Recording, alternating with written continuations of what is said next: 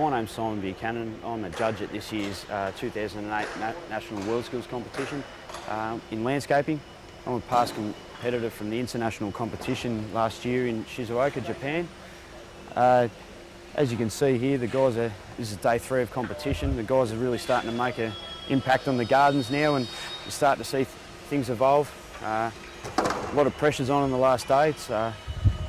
The heat's really on. You know, the first couple of days, you know, it's not so bad, but the last day they've only got another 7 hours to go, so you'll see things really happening now. And so this is a frantic bit. This is like backyard blitz time. It is, yeah. It's quite similar, to be honest. It's the guys will be running around like headless chooks just to make sure they get everything done on time. Okay.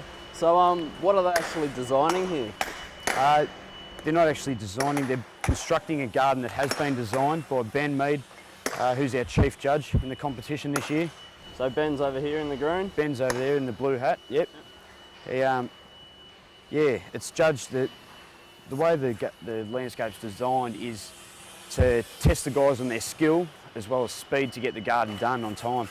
It is really a mixture of both, but the garden is a real test to get it done on time. It's going to be really tough for them, but then to build the garden at a high level of skill is going to be really good as well. So. And it's got to be drought proof, does it? It does, yeah. So how do you go about making something drought proof? You've just got to be smart water wise, and I guess things like these drought tolerant species of flax here are a plant that once established require very little water.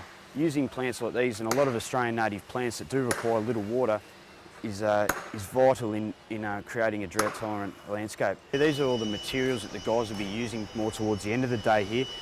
We've got your soil, which is going to be used for all your planting and your turf. Pebbles over in the corner over there, which is going to be used for your gravel area.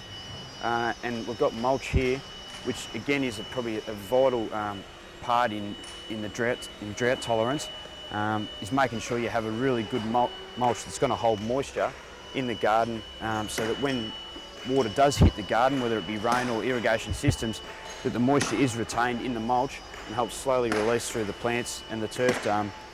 Are all mulches the same? No, they're not. No, you can get a lot of pine barky mulches which don't tend to hold the moisture as well, or you can get a lot of thick sort of organic ones. Something like this will hold moisture really well. So that's why we're using it in the garden here in conservation and sustainability for the future. I think anyone in landscape business itself has to go about promoting themselves and selling themselves as sustainable landscapers. Okay. So what are they doing over here? You see, he's tripping over. He's chipping his sandstone now for his dry stone wall. Okay. So what tools is he using? He's using a mash hammer and a bolster here to create the shape of the angle of the stone wall with a steel rod underneath, as you can see, which is bent to the curve of the wall, which is a good technique he's shown to make sure that he gets the wall all nice and flush and on the line. So this guy over here is obviously started his wall. This is what it's going to turn out to be like? Yeah, he has. He's actually making good progression with his wall over here. And how high has the wall got to be?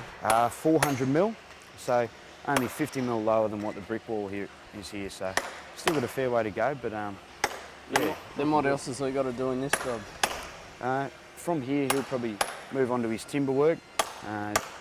His first step he's got to do is make sure he gets all his hard construction finished. So his timber work in, finish his brick edging off, and he's got his stone wall up.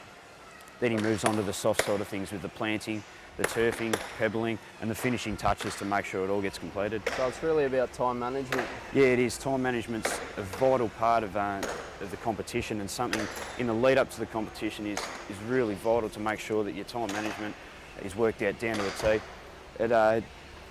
The guys would have gone through a lot of training and preparation to set out a time management plan with minor goals down to what they're going to get done each hour or by lunch or smoko, and then what they're going to get done by the end of each day. So you've really got to prioritise what needs to be done first? You do, yeah. You really need to work out a plan of what you're going to do first, what you're going to do second, and how it's all going to come together. It's vital that they do this, because if you don't have a time management plan and you don't have something to stick to, then you can just totally lose track of where you're going. So that's a huge factor in the lead up to the competition and right through the competition. WorldSkills has probably been a huge help in terms of me succeeding in the industry, you know, as quick as I have. But yeah, I've gone on and started my own business, which I just started at the start of this year actually.